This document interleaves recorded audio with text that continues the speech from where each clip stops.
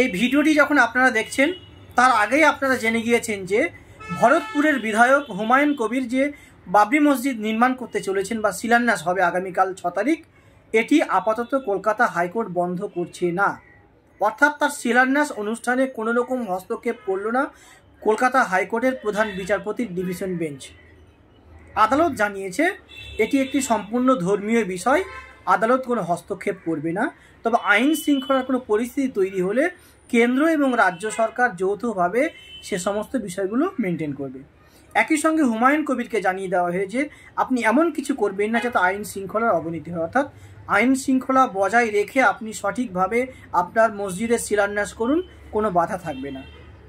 এখন এই বিষয়টি নিয়ে অনেক প্রশ্ন উঠতে পারে, বিতর্ক হতে পারে যে একটি সাম্প্রদায়িক বিষয় বা একটি বিতর্কিত বিষয় কেন হবে।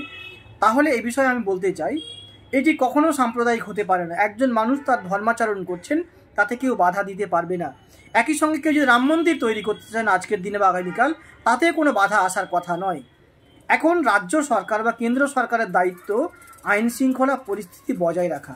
কোনো মানুষ যদি তাকে আক্রমণ করার চেষ্টা করেন বা কেউ মন্দির তৈরি করছে সেখানে কোনো মুসলিম সম্প্রদায়ের লোক যদি বাধা দেওয়ার চেষ্টা করে বা কেউ মসজিদ তৈরি করছেন কোনো হিন্দু সম্প্রদায়ের মানুষ যদি বাধা দেওয়ার চেষ্টা করে, সেটা হবে আইন শৃঙ্খলা পরিস্থিতির অবনতির একটা চেষ্টা।